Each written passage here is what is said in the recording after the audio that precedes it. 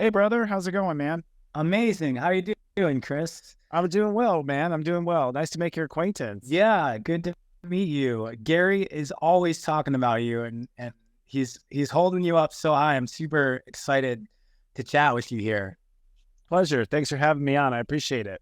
Of course, I'm just filling in. There's a lot going on in my life.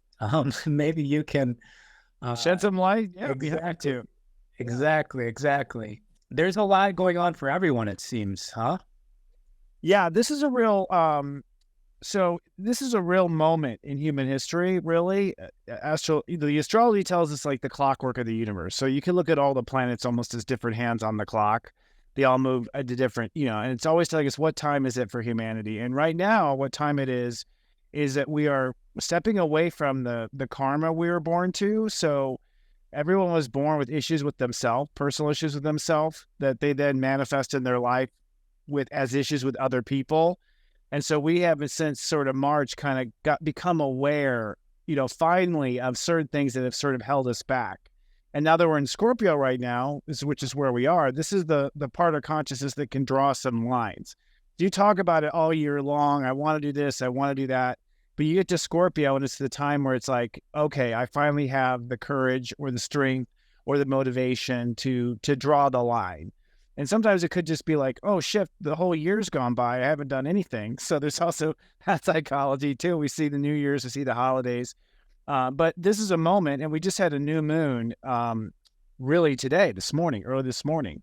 So this new moon is actually technically the first seed of the future you want to create, the new future you want to create that is going to be free of your issues with yourself. That's the big picture of it right there. So lots of shedding.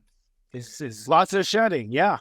Yeah. And people are, in my following, people are getting in accidents. They're getting sick. There's a lot of, excuses, physical excuses to face that stuff. That's exactly what I just went through. The thing that everybody's been talking about the last few years, that virus. Apparently, I'm on day 8 of that right now. And Wow. for me, it's been just laying in bed and thinking about myself and what's going on in life. And from what I know from a lot of other people that I was talking about before I went down, they were dealing with the same thing, and the world as a whole as well. But it's interesting that you say that, because personally, it's very, very resonant, because it was like the sickness, like you said, it was a physical reason for this other energetic shift that's happening. Yeah. It's exactly how it felt. Yeah, I think all, I got a cold, a real cold, not the virus, but I got a cold virus for the first time in like 7 years. At the beginning of this transit, I had a cold, and then I had food poisoning, and then I broke my foot. So God pretty much body slammed me down. It's just like, you're going to pay attention, because but I know a lot of people I think a virus allows you, Gary always says a virus is really getting well, not getting sick. Like your body, you're forced to release energy in your body that's tied to your karma, that you have embodied those issues. So are you sitting in bed reflecting on your whole life? Yeah, no, seriously, that's exactly what's happening. Wow. And it's for me, right? Like it was just like an awakening moment. And before that, I was just grinding away, working. So Okay. this was a pattern interrupt that was apparently needed. Mm-hmm. Yeah, absolutely. And have you come to realizations about yourself, like turning point realizations? So, I mean, Yeah. so there's realizations on, like, I guess the big thing for me and my wife is like, what are we doing with our living situation? Are we going to stay in California? What are we prioritizing? Because the reason why we're in Los Angeles is because the work thing is the priority, and the networking thing is the priority.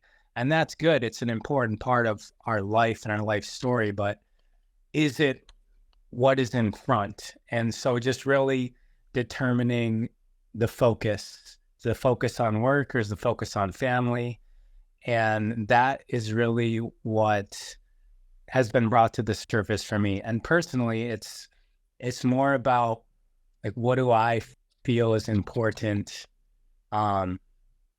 And I guess at the basic of everything, I just wanted to be at a place where I'm happy with my wife and my future family that we built together. And that was most important. Before that, what was important is like finishing editing my social media content. You know, like that was like somehow ahead of this other stuff on a day-to-day, you know, consciousness level. Like somehow editing a social media post somehow crept above my priorities, like above all else. And so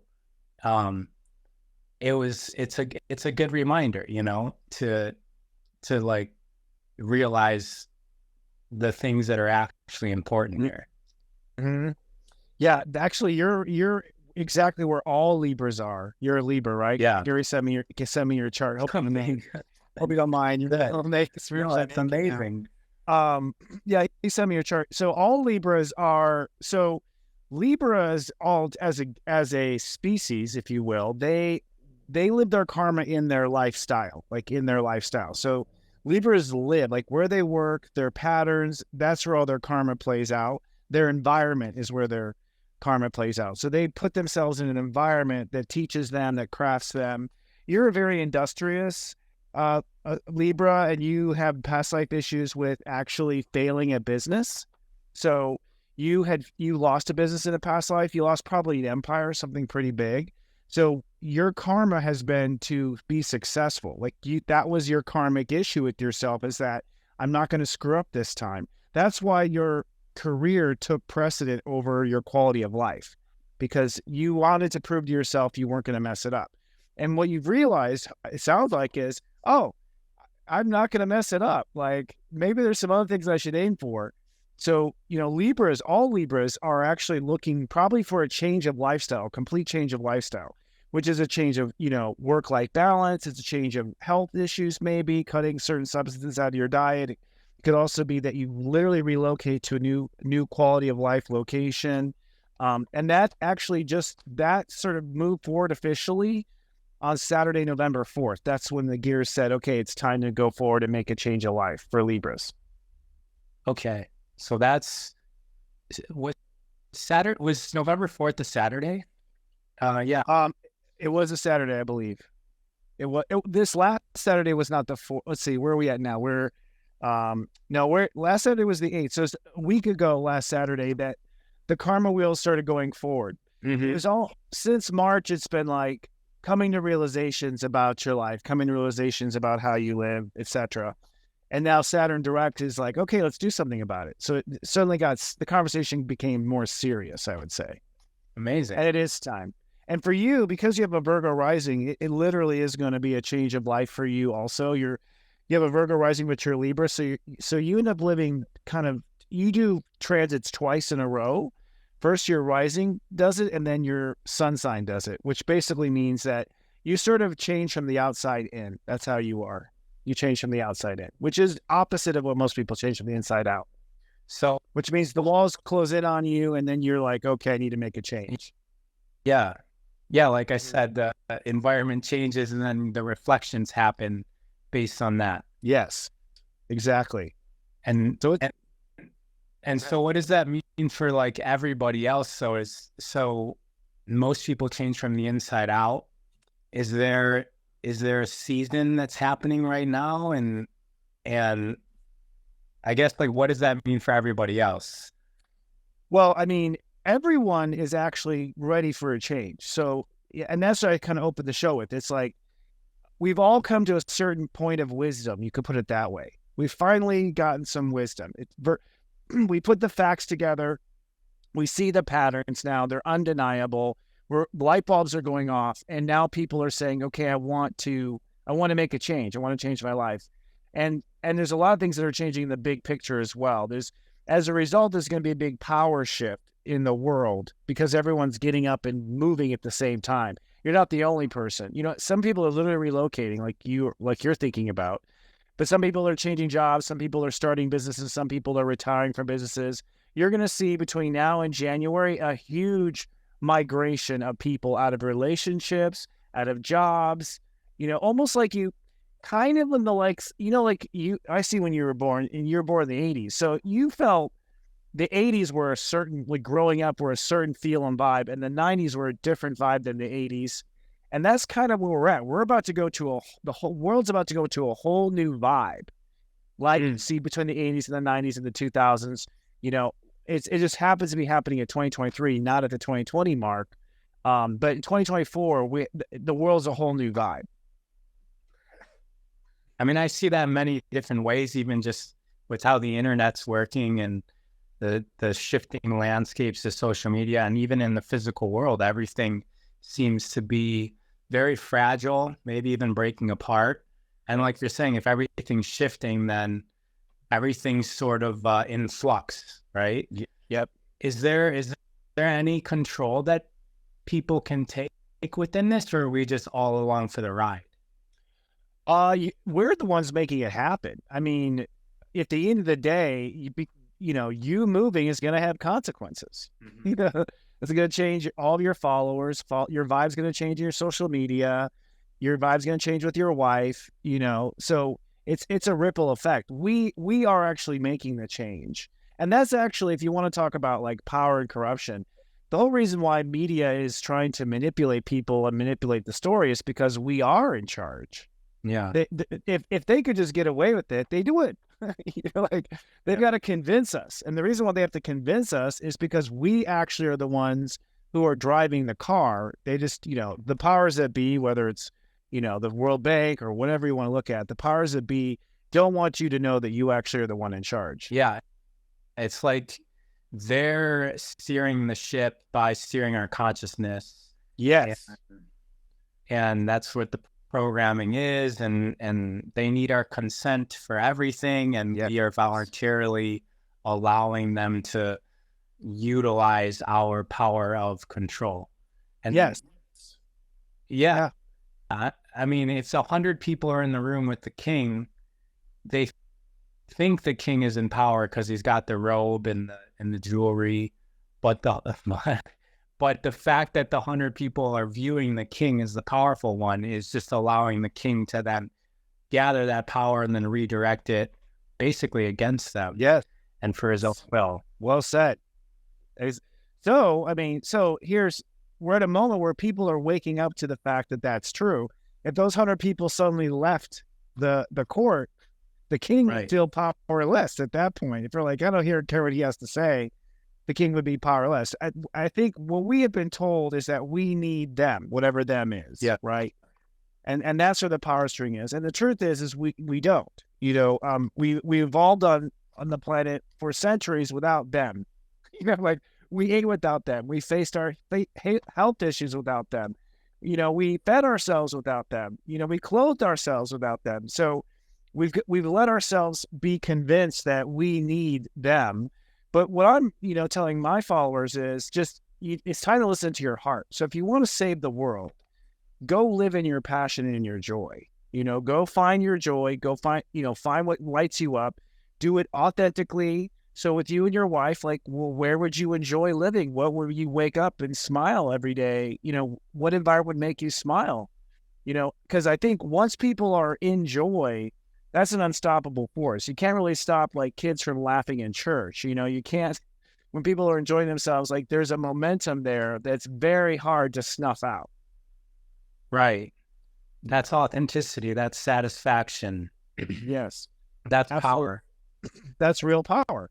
And you can say that's the power of God. If you want to be spiritual, yeah. I think that is the power of God. Right. Can I hear you?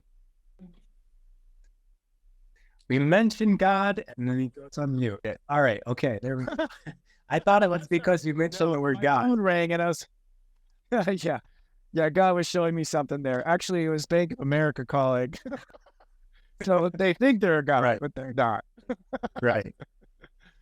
But even God, I think living in your heart is living in your power, living in your authenticity, and choosing not to give your time and attention away to parasites, basically. Yeah, that which is not joy, essentially.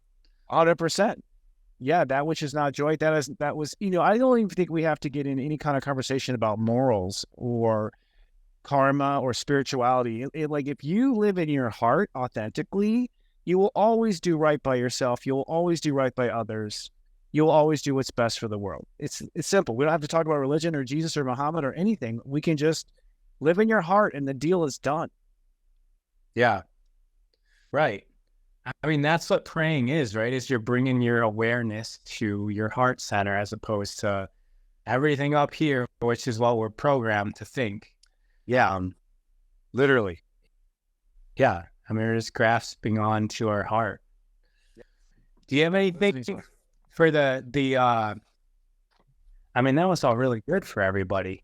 I was going to ask about everybody else, but that's good to be aware of. And it's good, a constant reminder that we're in control and that every moment is a choice, and to choose joy, to choose harmony, authenticity. And I think that's like the instructions, like that's the instruction manual for what it is to be human here.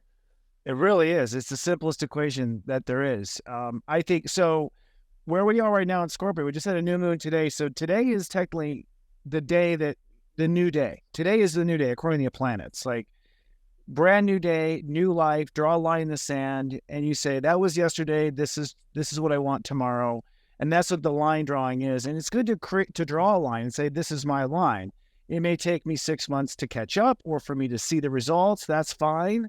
But my line is right here. I want to create this life based on joy, I think is how to do it, based on love and joy.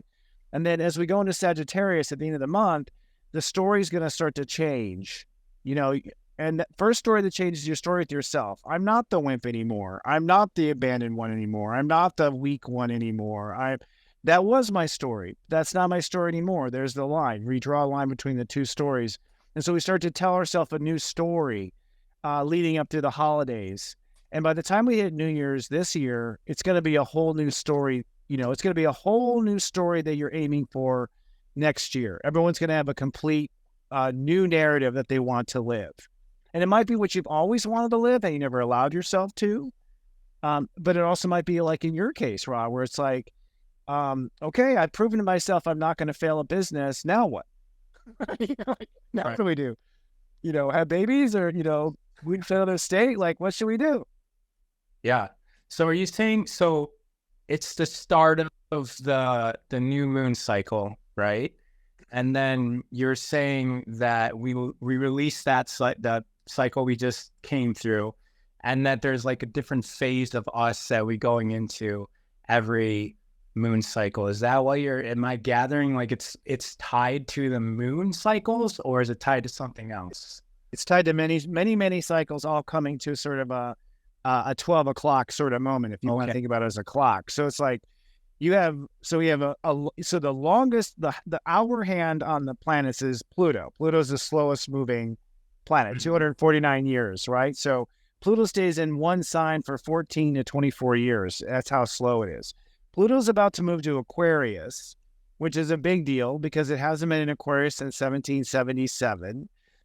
It was basically Pluto at the end of Capricorn was the American Revolution, where at the end of last time Pluto's at this spot, our forefathers said, we want freedom from Britain, taxation without representation.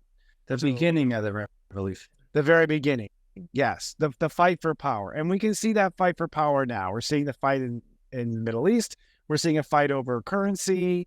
We're seeing a fight for power in our own government. We're seeing a fight for power with the, weaponization of our agencies. We're seeing, a fight for power as far as trying to keep the president from running, also Xing out, RFK from being able to run in the Democratic Party. He was X'd out. So we're seeing great abuses of power, just like we saw King George abusing power on the colonists back in 1776. It's the same thing, but this time it's really the people versus corporations. If you want to get down to it, it's Great Britain is not doing the taxation without representation. It's the World Bank now. That's how it's evolved to. Yeah. And they've got a stranglehold on the whole entire world.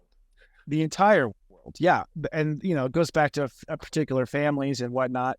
So when Pluto moves into Aquarius, the drum for freedom becomes very loud.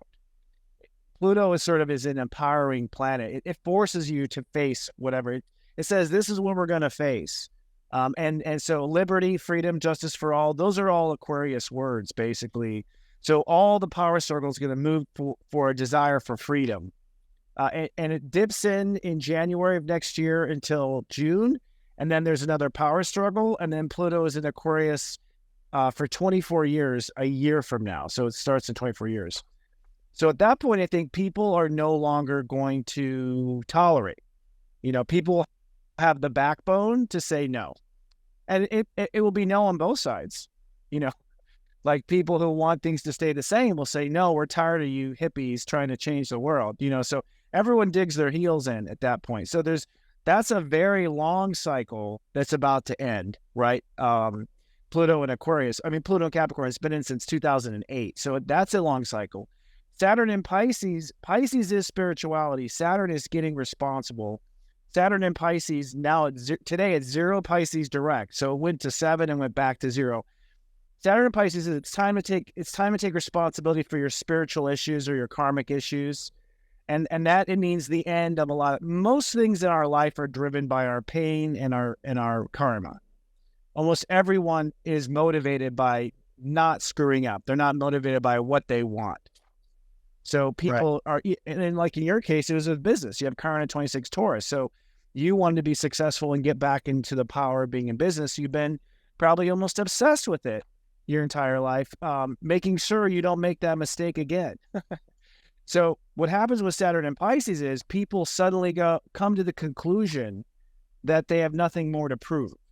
So that is a huge liberating force to people who have been living according to their shadow, their fears, their worries. Now suddenly we're cut free from our own bondage that we've put ourselves in. And so that's a new cycle.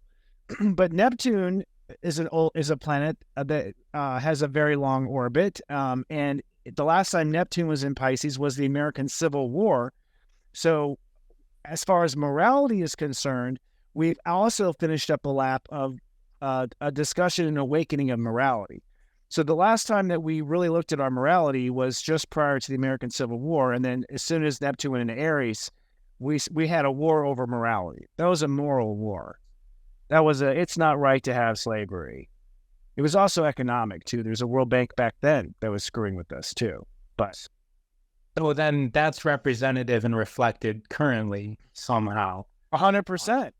So you mentioned power, like the acknowledgement of personal power and not being taken over, and then the morality thing was the last thing that you mentioned, and then in between you were talking about not being so fixated on the motivations away from the things that we fear.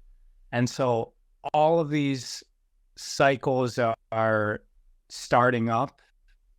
I guess full circle. They're coming full circle. Yeah. I mean, because it is just a circle, the orbits. Yes. So it's like, so you start to see the scenery repeating itself.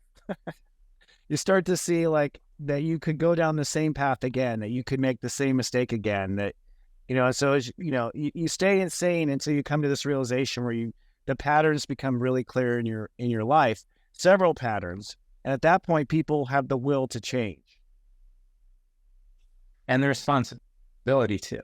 Yeah. That's our self-evolution relies on our awareness of these.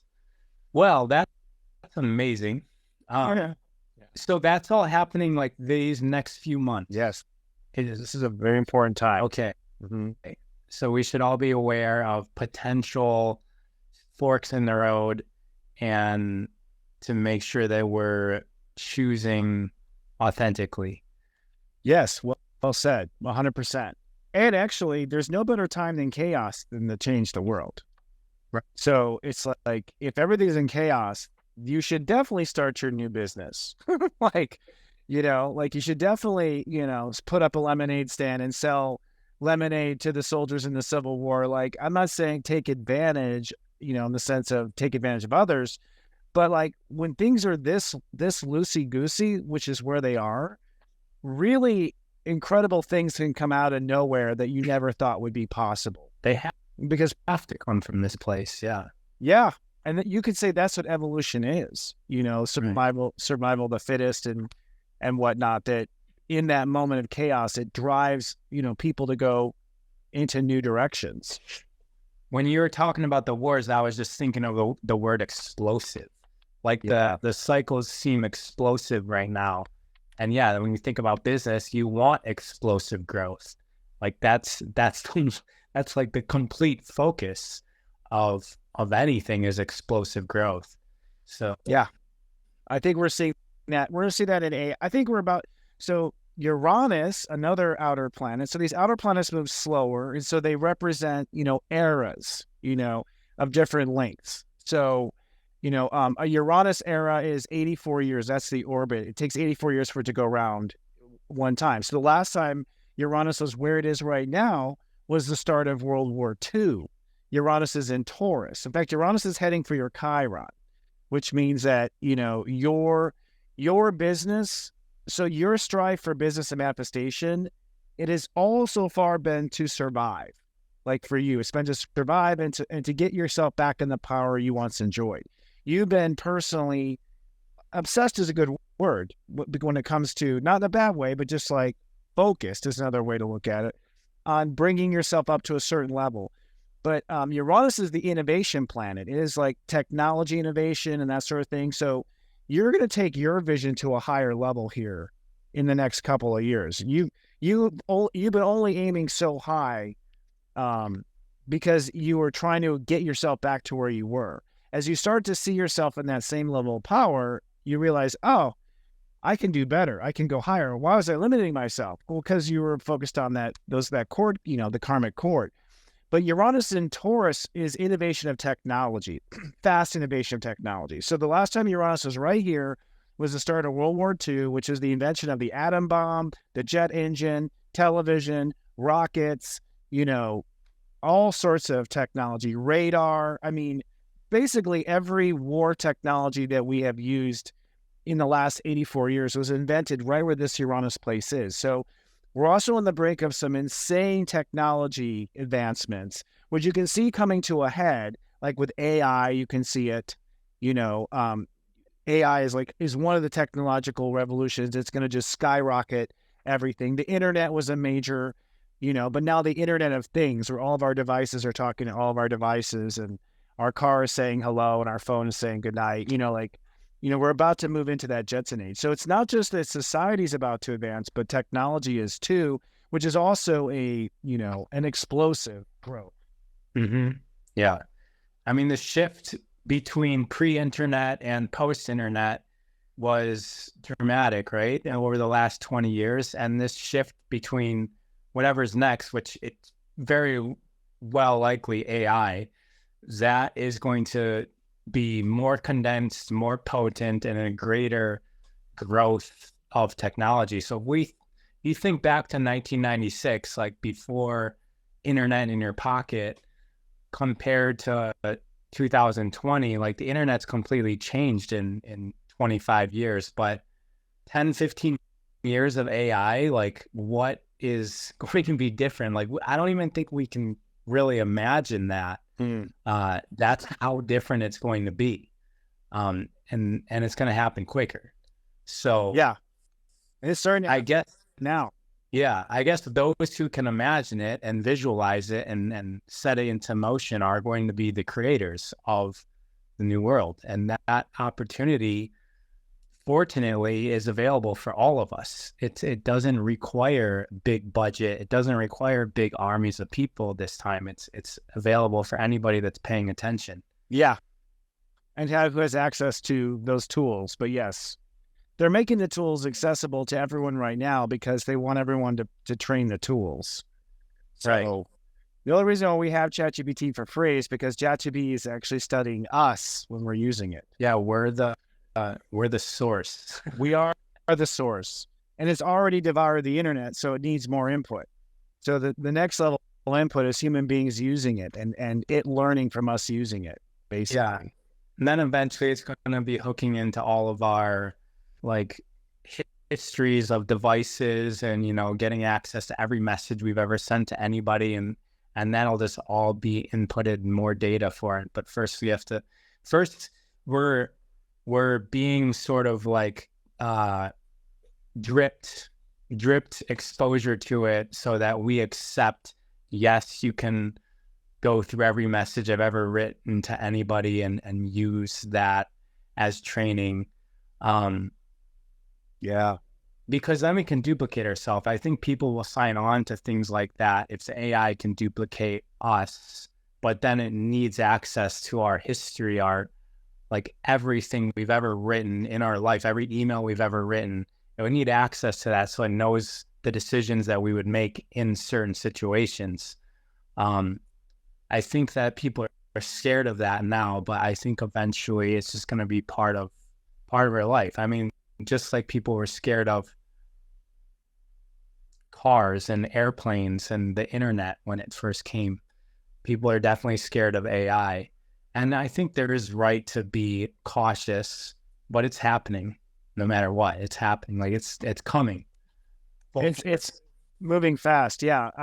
Well, but again, so I feel flipping back to the human component of this, this is why the human race needs to spiritually evolve past technology. Like, so, you know, technology gets us to a certain place, and then we sort of get lazy in the technology. And then at some point, we've got to go greater than the technology. And I think that's what Human Garage is about. I think it's what I'm about. It's like the human condition is ready to go to the next conscious level. And I think that's how we win over AI, because we have superpowers in our availability. Like, I'm full on psychic. I can read people. I'm always right. This is real. There is an afterlife as far as I'm concerned. There's other dimensions. And so if we as humans pioneer into those new realms, that's where AI will not be able to touch us. So could I ask you a question?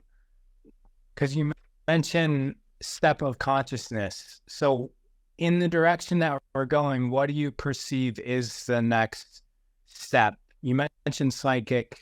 So like as a collection of species, what's the next stage of human consciousness? Which direction are we going? What does it look like? I think what it looks like is that you see, you know, so I think we start to see an augmented reality, to borrow a technology term. So there are colors your eye currently can't see. There's like infrared, for instance, right? Like, so it's like we're sort of programmed to a certain spectrum of color. We're programmed to a spectrum of sound. Dogs can hear things that we can't hear. So the human consciousness spectrum itself is about to widen. Which means we're going to have more input. I would say we probably see new colors. I mean, we'll literally see we're already inventing new colors with computers that we haven't found in nature already. So we're already creating new colors, but becoming aware of our spiritual connection, becoming aware of the fact that we are all one consciously. And that's something that technology is sort of helping us. So it's like, I think about a friend, they text message me a minute later. So we're starting to see. So now it's like, okay, what was the feeling you had just a half second before the text message? And realizing, oh, I did have a feeling that came, like a certain buzz. My heart did light up when I thought of them. And then they text messaged me. And you're realizing, oh, me lighting up and my heart lighting up, that was me text messaging them spiritually. Mm-hmm. And then they used the dinosaur text message to say hi back. So I think we start to become hyper aware of our other realities, other dimensions, which means that I think we start to see in past lives. So I've had many past life visions in my life, and they're confirmed. I mean, I don't go out to confirm them, but I'll get a reading with the psychic and I'm like, oh, you have a past life over here. And I'm like, wow, it's exactly what I saw, what 3 other psychics have told me, you know, like, so you start to piece together the fact that we live many lives and start to become aware of the fact we live many lives. I mean, I think the biggest breakthrough in human consciousness would be proof of heaven. So if we can prove that we continue on to another life and come back, if we can somehow prove that undeniably, everything changes forever. You know, greed changes forever because you're going to get another shot at this. Maybe I don't want to have to, you know, rape, pillage, and burn to become rich. Or I was rich and I lost it. And you know what? I wasn't happy in that life. So having that awareness of like, oh, that was a path that didn't turn out for me, sort of like changes all of our motives.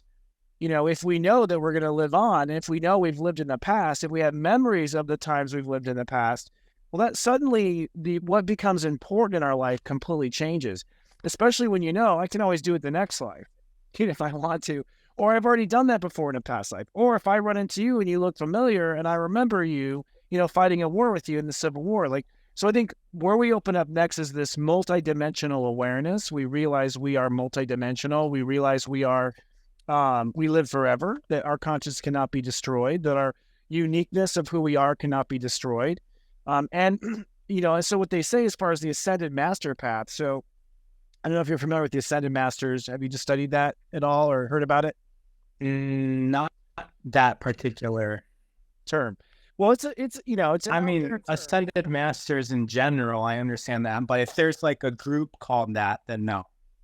Oh, no. I mean, it's a general term. Like, the idea is that the idea of like what Christ did, what Yogananda did, like you reach a certain awareness of your, where you don't have to return to the earth, where you can break the karmic cords of having to come back. So the idea is that as long as we have attachment to this reality and hangups, we come down here, we learn, we grow. And at some point we beat the matrix. At some point we can decide to leave this life at will and go to the other dimensions and then come back at will. And this is where we have allegedly ascended the human experience. And they say it's 5D, the fifth dimension.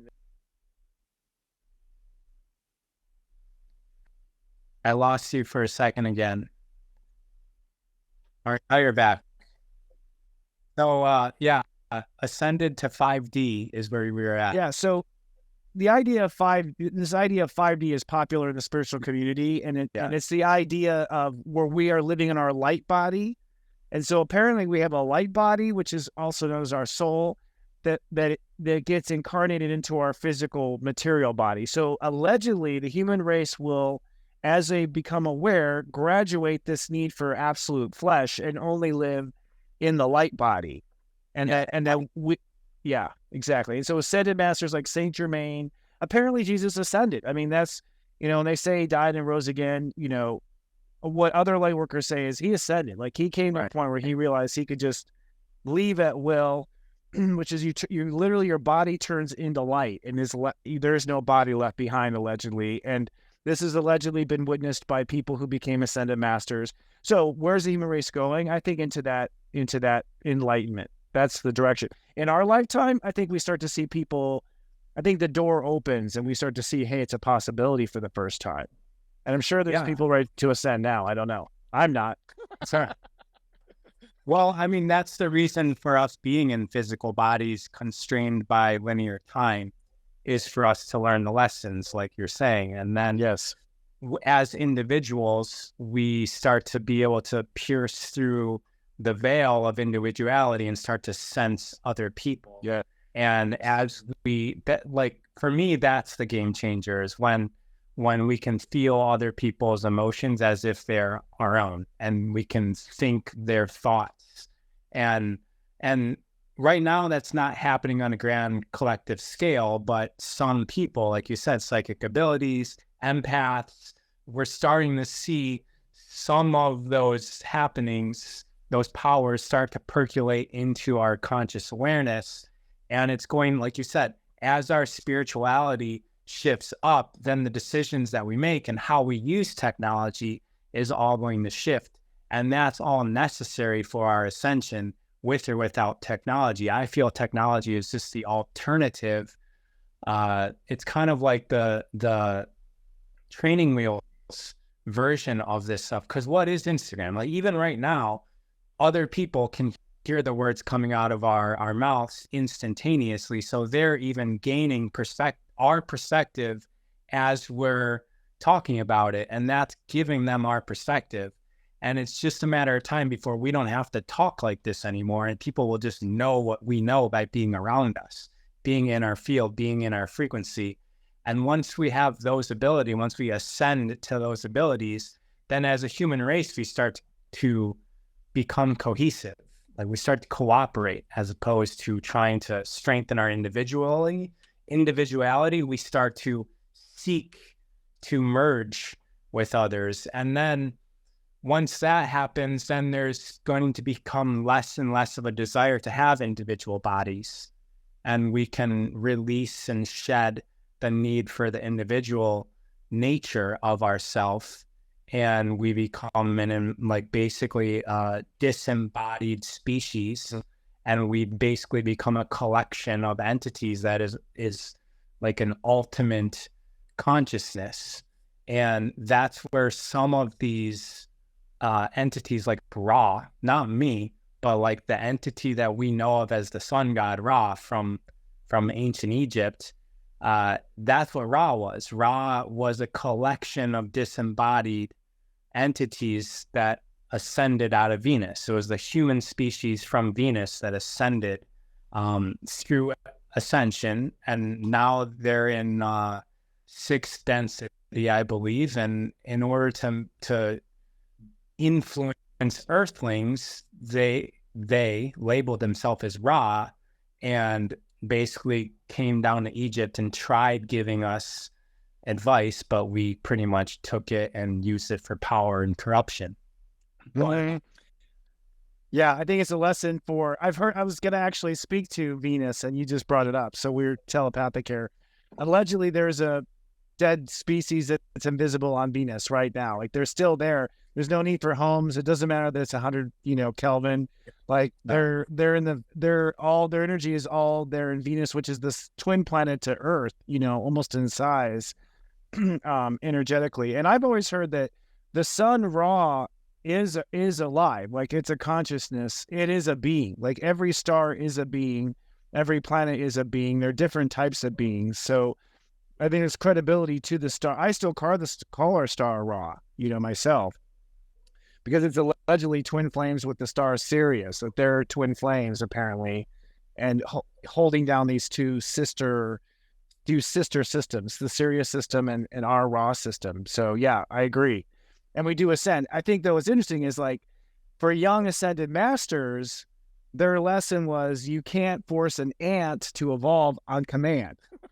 Like, yeah, for them it was a lesson of like, oh, we can't just snap our fingers and make a species evolve. They took our gifts and they killed each other with it, and so that was their lesson in being teachers, for that moment. Yeah. And it's something that we even go through here. Like we can't just force our elevated consciousness onto others and say you should be this way, because it's if you lift somebody up to a point where they can't stabilize, they're going to fall deeper than they would have if you wouldn't have done that.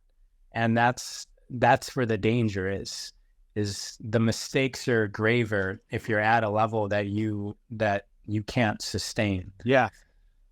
Which is, part of the reason why wealth can be very damaging, why celebrities will collapse at some point, because they accelerate so far and so high up without a strong foundation of growth that built them there. So any overnight success is going to collapse at some point because they don't have the foundation to sustain the height that they're at, whatever that happens to be. Mm-hmm. Yeah. Well, getting back to the cycles, is there any, I didn't want to move on. Yeah, good talk. The cycles were amazing. Is there any other planets that are coming to 12 o'clock right now? Well, as you said, Uranus has just reached it where it's at a turning point. So the technology is like we're over the hill with Uranus. Neptune is about ready so Neptune reaches the same place. So as far as moral lessons, the final apex of the moral lesson is next April. So Neptune will be the same place it was when the American Civil War started. So we're building up to a big change, as I said. Pluto is American Revolution. So we told that. Jupiter, which is every 12-year transit, Jupiter is in Taurus right now, which means that everyone is growing and developing right now this whole year. The last time Jupiter was in Taurus was 2011 to 2012.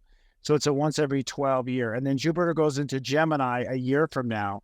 And at that point, information starts to speed up, life starts to speed up. So we're basically a pregnant cow right now. We're all about to have a calf, which is Jupiter and Taurus. We're all about to birth something new, which is every 12 years this happens. So 2011, 2012 was the last time. And prior to that was 99, 2000. You can see 99, 2000 because that was really the big, the dot-com boom and burst was 29. And also, Y2K. And, I think the internet sort of took off at 99, 2000. That was So that was the first time. And then when Jupiter went from 2011 to 2012, I think we saw a lot of the app, the smartphone. We saw, we went on to, it became from a desktop to a phone, really, is when the masses all had a smartphone, a phone that could search the internet. And here we are again, we're about to see technology burst of AI. So we are at a huge explosive moment for technology, manifestation, also economy, dealing with money. So we might see something happen in the economy significant. I mean, inflation is already happening, obviously, but you might see the introduction to a new currency, for instance. I've seen a lot of rumors about, are we going to go on the gold standard? Are we going to have a digital coin? The answer is yes and yes. Like, I think something World Bank level is about to happen with finances and the economy. So sort of brace yourself for that. Yeah, they're making moves of some sort. It's too much for me to pay attention to, but I know the people that do pay attention to that are like they're saying something. Like, those people are working hard on something, some shift. They're getting like I don't know. It's too much for me. Yeah. About. But I would say it's time for people to, have a backup plan. This is definitely a time where you want to have some backup plan. Because, I'm not saying backup plan is, some people are going off grid completely and growing their own food. That's pretty autonomous. But I also think another business you might go into, or another place you might do business, there could be a lot of migration happening because of financially motivated, And odds are it's going to affect, if you've got all your eggs in one basket, it's going to affect that. So diversifying somehow allows you to weather the storm if it happens. Yes, diversify. Absolutely. And have a backup, something your heart's invested in. I find that if your heart is really into something, it will succeed. Yeah, it's always go ahead. It's always a good plan to invest in the world that you'd like to see. Like the companies that support the world that you like to see, the activities that you would like to be within your life. The people around you, invest in the relationships that make you feel the best, so that you got your hand on the pulse of the change that you'd like to see, and you're learning and you're evolving in that direction. You're also pushing the earth towards that direction, because we are cumulative energy, and so if you are following your joy, Ra, you are saving the planet. You're not working for the man. You're not worried about your retirement per se, and not worried about your IRA going up and down the stock market, because you're following your heart. And so all of your spiritual attention is being put into love and joy. And so this makes it very difficult for people who want to ruin the party. So we say we're powerless, but we're not. We have all the power. And the more we bring joy on the planet, the more we screw the plans of those who are not thinking in those terms. Right. And it's necessary for a lot of us. It's just us, right? All we really have to worry about is ourselves. Yes. And because that's the only thing that we can control. And that was weird. You just did the double thumbs up is the new Apple signature to create fireworks. Oh, I know. That's an Apple thing. You could also do the heart thing. I think it has hearts come out. I could do a heart shape. I don't know if I can. Yep, I can. There you go. Amazing. Yeah. Isn't that cool? Yeah, it'll make hearts come out. This is new Apple tricks. Yeah. And there's also the one thumbs up too, which I think does a little I've been seeing that this whole time, and I was wondering how that's happening. You were just rolling with it. You're a pro. Someone's giving a super thumbs up. Yeah. Well, TikTok has also stuff like that where they you find yourself with a crown on your head or something crazy. But yeah. So this week to bring it down to something grounded, because you and I have gone to Venus and back, which I appreciate, by the way, brother. It's great talk. This is the week where we have to define our emotional comfort zones. So it's really about defining what you would be emotionally comfortable with in the future. Would you be emotionally comfortable with, so-and-so in the White House? Would you be emotionally comfortable with relocating? Would you be emotionally comfortable with, living outside the city? And that emotional comfort zone are the final degrees of Scorpio. So today we're at 20 degrees Scorpio. to 29. From 2029 to Scorpio, we're going to sort of feel what our comfort zones are. And that becomes an emotional cradle that sort of keeps you on track going into the next year. So because where we're headed is something we've never lived before, the Earth's never lived it before, minds have not conceived it before, AI only digests the past. AI is not creative. It can't create something brand new. It only can create what it's already seen before. So that's another advantage of where humans are better than AI.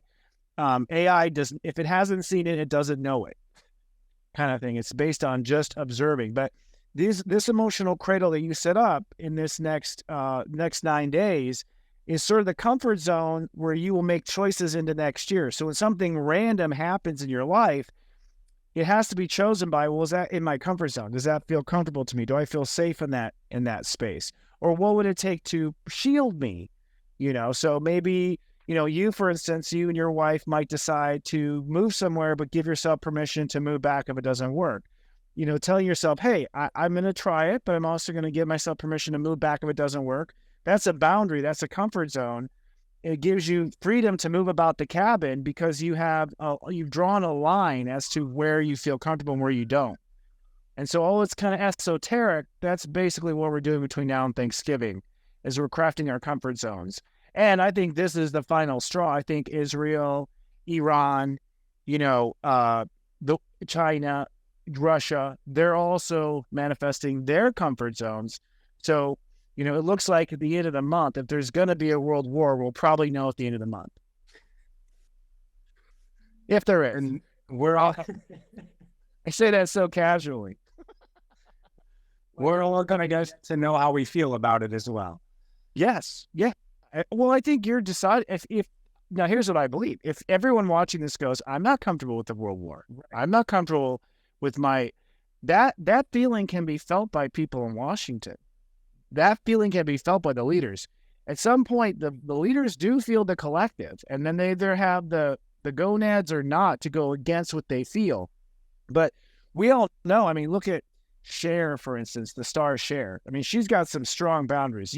Probably not to walk up to her in a restaurant because she's got something energetically saying, back off, right? Like, give me my space. So, people deciding at home if they're comfortable with the world war or not could be what determines whether or not there is one, because it's setting a certain vibe that world leaders are not going to get away with a third go at a world war.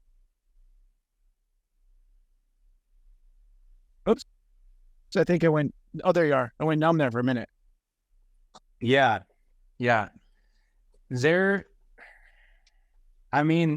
Back to what we were saying before, I think that's the only thing that we can do is to establish our comfort zone, and then we're sort of all responsible if there's a war or not based on that.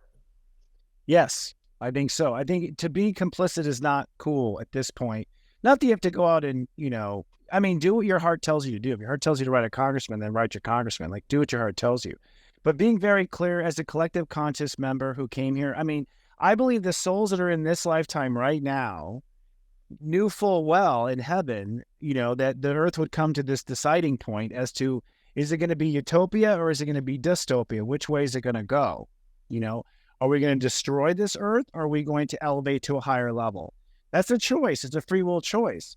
At some point, they lost Venus, like something went wrong on Mars. It looks like there is, so it does happen. Species do expire if they allow it to happen. Perhaps we were part of those galactic communities, but I think if you are here, you came to have a vote and a front row seat to that historic moment for Earth, which technically, honestly, I'm not trying to be dramatic, starts today. Like, as far as the planets are concerned, today is the first day of the new world. It really, truly is. Like, nothing started yet, but like we've officially ended this new moon that was this morning at 4:32 a.m.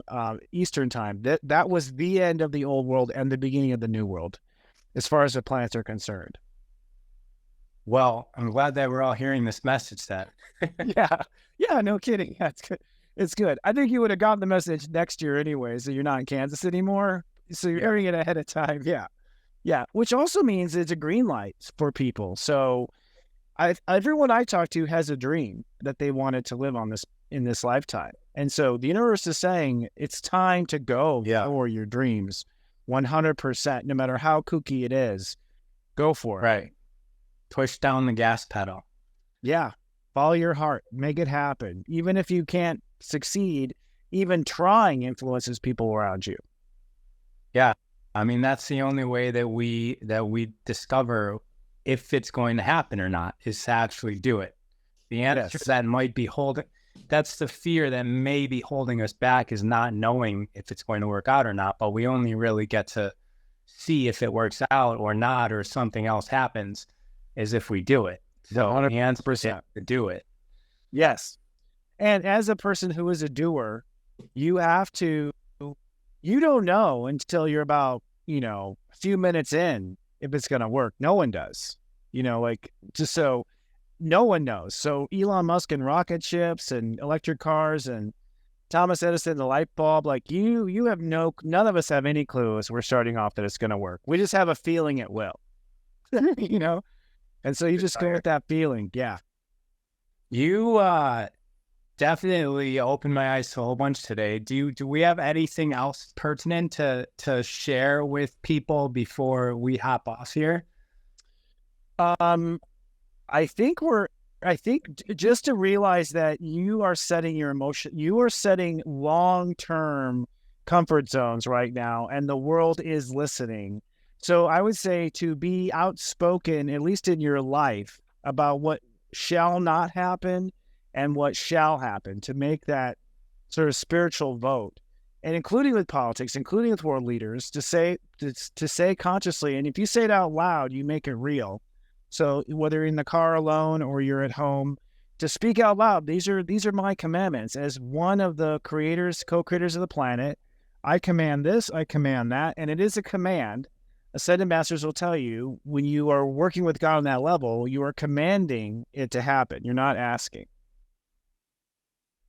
You have the right. Another important shift. Yes, that's amazing. It's not so much going with the flow. It's you are the flow. Yeah. So direct it accordingly. Make your decision. Level of awareness. Yes.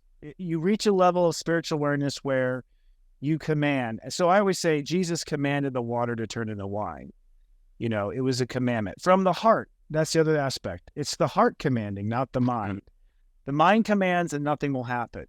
The heart has to be the one that commands, which means it always comes from a place of love, and it's always good for you and good for others, those commandments. It's in everyone's highest good. And that's when I think God gives you the key to magic. When you are acting like a miniature God and you are doing right for you and right for all the children, then you get to have the keys to the kingdom. That's sort of the unwritten law of metaphysics. Thank you for all this. So if somebody wants to find out more about you and your work, where can they do that?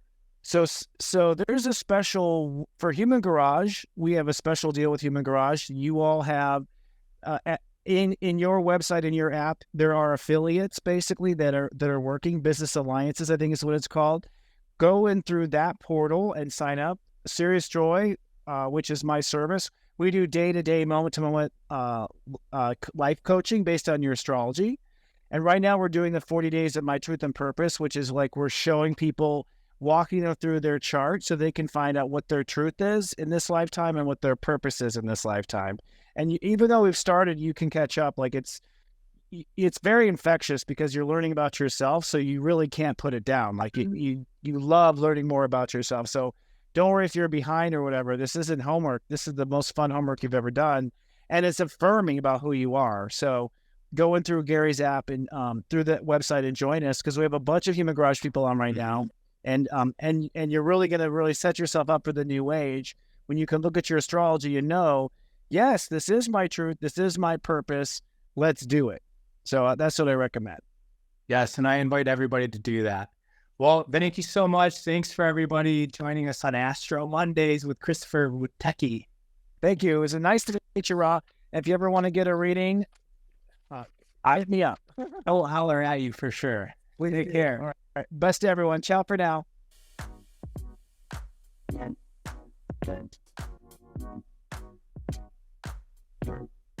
Info.